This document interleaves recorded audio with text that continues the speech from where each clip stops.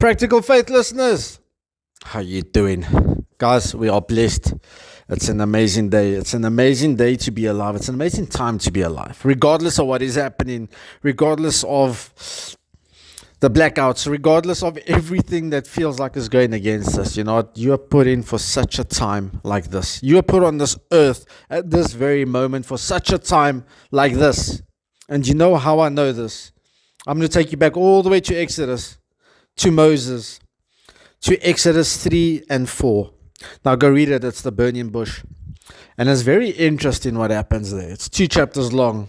Going to sum it up. God comes, burning bush, starts speaking to Moses and starts telling him, listen here, I'm going to use you to save my nation, Israel, from Egypt, their oppressors.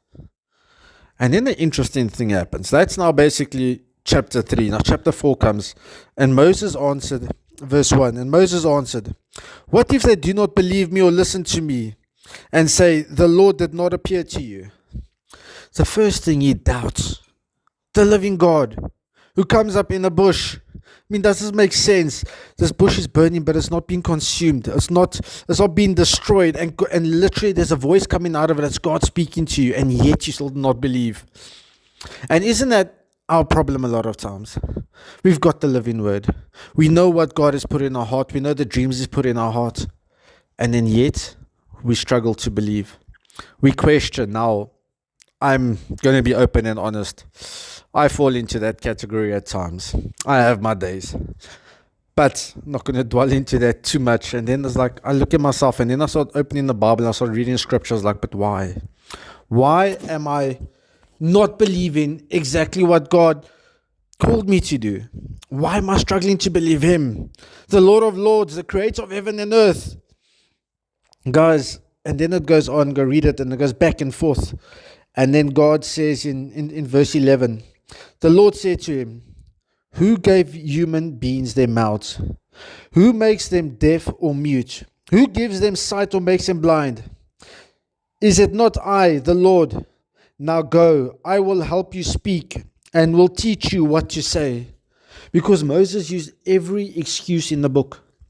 Literally every excuse in the book he used. And he said, but I am slow of speech. I struggle with talking. And you know what? He's trying everything. He's making up excuses as he's going along. And if you go read a bit further, he actually says, but why don't you send my brother? You know, my brother's here and he's better than me. And like the Lord's like, what you doing? And we start seeing that he actually starts raging in anger. The Lord gets angry with Moses. But yet, He has called Moses for a time like this. He called Moses for one of the greatest stories that we read in the whole Bible. Getting them freed from the oppression of the Egyptians. Guys, what has God put on your heart? You know what? This message is actually titled, God qualifies the unqualified. A lot of times we don't feel qualified. We don't feel smart enough, or we don't feel good enough, or we don't like, no, but that's not me. That's for other people. You know, other people can do it. I can't. We doubt ourselves so much. Yet God qualifies as if He's put something in your heart. And again, I've said this before, make sure it's from the Lord. Get scripture behind it. You know, don't just go on what's your desires that doesn't conform with what the word says. But if He puts something in your heart, if you want to become that entrepreneur or whatever the case is, you know what? Go out and go do it. I'm a big believer in education. I am. I'm a big believer. Go educate yourself. I'm a big believer on, you know what? Go out and motivating people to go chase their dreams. Yes, there's a lot of wisdom with it that comes with it. And this is where your time spent with the Lord is going to be very important. But guys, God equips you with everything. If He's put something on your heart, trust me, I never thought a couple of years ago that I would ever preach, never mind be saved. More than 10 years ago, and all of a sudden I'm at this point. I mean, I don't even have my matric certificate. I couldn't even do varsity. I didn't have the varsity exemption. That's the word I'm trying to get to.